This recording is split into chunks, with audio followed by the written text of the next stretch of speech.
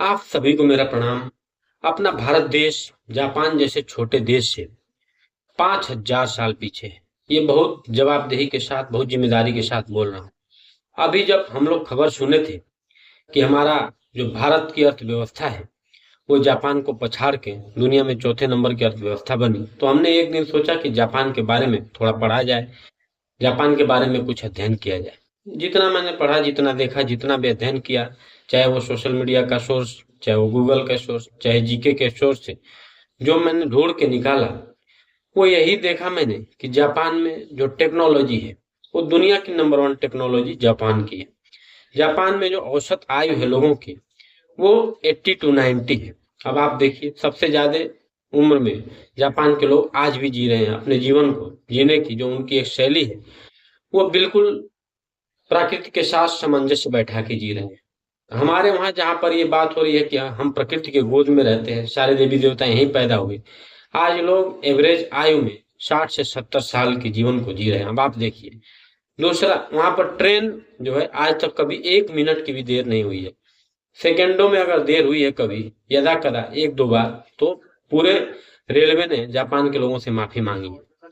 उसके बाद देखिए, वहां पर बिजली की जो व्यवस्था है वो 24 घंटे अवेलेबल, 24 घंटे वहां बिजली रहती है।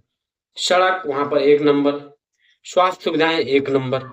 वहां पर कोई भी सरकारी कर्मचारी घूस, दलाली, भ्रष्टाचार के आरोप में नहीं पकड़ा जाता है, और किसी के ऊपर ऐसा आरोप भी नहीं है। वो लोग देशभक्त हैं और उनको पता है कि देश के साथ गद्दारी, बेईमानी नहीं करनी है और झूठे देशभक्ति का ढिढोरा नहीं पीटना है। वो लोग सच्चे देशभक्त हैं, वो लोग करके दिखाने में भरोसा रखते हैं। इसलिए इतना छोटा सा देश आज देखिए कि उनकी जो व्यवस्थाएं हैं, जो उनकी आधुनिकता है, उसमें कहीं कोई कमी नहीं है, कोई कसर नहीं है। जहां जन सुविधाओं की बात है वहां पर हर जगह टेक्नोलॉजी का भरपूर उपयोग किया जाता है। और जापान की जो सड़कें हैं, जो नालियां हैं, जो बाजार हैं, जो चौक चौराहे हैं, जो सार्वजनिक जगह है, वहां पर आप देखेंगे तो एकदम से साफ सुथरा और सुरक्षित होगा। वहां पर लड़कियों के साथ इतने रेप, बलात्कार, दुराचार, व्यभिचार, अनाचार, अत्याचार नहीं होते। वहां पर इतने मर्डर नहीं होते। वहां पर जापान में कोई भी नेता आय से अधिक संपत्ति नहीं रखता। किसी भी नेता के पास आय से अधिक संपत्ति नहीं है। और वहां पर जन सुविधाओं के लिए कभी किसी को कोई किसी प्रकार का कमीशन नहीं देना पड़ता है। कोई भी प्रमाण पत्र बनवाने के लिए कहीं भी सरकारी दफ्तरों में न चक्कर काटने पड़ते हैं, न ही वहां पर कहीं कमीशन देना पड़ता है। अब आप देखिए कि ये सब भारत में कब होगा। मैं तो मान रहा हूं कि ये भारत में ये सदी खत्म हो जाएगा 5,000 साल में लगभग। बहुत आप समझिए कि कम बोल रहा हूं। अगर इस तरीके की सुविधा, इस तरीके की व्यवस्था अगर भारत में हो तो शायद ये कलयुग बीत जाएगा, तब हो पाएगा। क्योंकि यहाँ के नेताओं की सोच ऐसी गंदी है, इतनी गंदी है, अपने लिए सारा जनता का माल तिजोरी लूट कर अपने लिए सारा ऐशो आराम।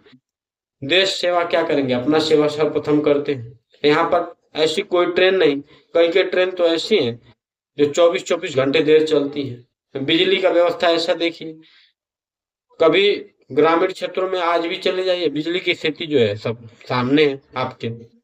स्वास्थ्य सुविधाओं की बात अगर की जाए तो हॉस्पिटलों का आप देख लीजिए, हॉस्पिटल में दवा नहीं है, कोई अच्छा जांच नहीं है, अच्छे डॉक्टर नहीं है। 90% केसेस हॉस्पिटलों में ऐसा ही है आज भी। इसलिए मैं जब ये देख रहा था टीवी पे ढिढोरा जब पीटा जा रहा था, तब तो एक तरीके से हम लोग मान लिए कि चलो हो सकता है जापान को भाई भारत पछाड़ दिया, बहुत खुशी की बात है। लेकिन जब इसके गहराई में आप जाएंगे तो आप सच में रक्त के आंसू रोएंगे कि अभी भी जापान हमसे 5,000 साल, कम से कम 5,000 साल, कम से कम बोल रहा हूँ, कम से कम 5,000 साल आगे है। और हम अभी 5,000 साल पीछे हैं जापान जैसे छोटे देश से। इसलिए जब तक यहाँ के नेताओं की सोच सेवा का नहीं होगा, जब तक यहाँ के नेताओं की सोच में, भाव, विचार, संवेदनाओं में देशभक्ति नहीं आएगी, तब तक न ये देश महान होगा, न भारत महान होगा। हाँ, नारों में हम चीन को भी पछाड़ देंगे, अमेरिका को भी पछाड़ देंगे, हम दुनिया का नंबर वन इकोनॉमी का देश भी बन जाएंगे कुछ दिनों में। लेकिन जब सच्चाई और जब सारे चीज को टैली किया जाएगा, एक एक चीज को टैली करिए ना। जब आप किसी देश से अपना ग्रोथ की तुलना कर रहे हैं तो उस देश के हर एक चीज से आप तुलना करेंगे, तब ये सच्चे मायने में उस देश के प्रति आपकी सच्ची जो आस्था है वो दिखाएगी, वो दर्शाएगी। इसलिए अभी जापान से तुलना करना भारत का समझिए कि एक तरीके से मूर्खता है, बहुत बड़ी मूर्खता, बहुत बड़ी नादानी है। जिस देश में टेक्नोलॉजी, जिस जिस देश की टेक्नोलॉजी, जिस देश की आम जन सुविधाएं इतनी अच्छी हैं, इतना अच्छा वहाँ का व्यवस्था, इतने अच्छे सड़क, इतने अच्छे शौचालय, इतने अच्छे वहाँ की रोडवेज की गाड़ियां, इतनी अच्छी वहाँ के हर जन सुविधाओं को आप देखेंगे, सरकारी दफ्तरों को देखेंगे, वहां पर घूस, दलाली, भ्रष्टाचार का नामो निशान नहीं है। कोई नेता उनका रेप के, बलात्कार के केस में नहीं पकड़ा जाता है, कोई घोटाले में नहीं पकड़ा जाता है, तब वो देश इतना आगे है। इसलिए मैं फिर बोल रहा हूँ, भारत के लोगों से आह्वान कर रहा हूँ कि एक ट्रेड चलाया जाए कि भारत को अगर जापान से आगे ले जाना है तो सबसे पहले इन नेताओं को देशभक्ति का पाठ पढ़ाया जाए। वंदे मातरम। जय हिंद, जय भारत। हमारी बातों को अधिक से अधिक शेयर करिए, हमारे चैनल को सब्सक्राइब करिए। जय हिंद।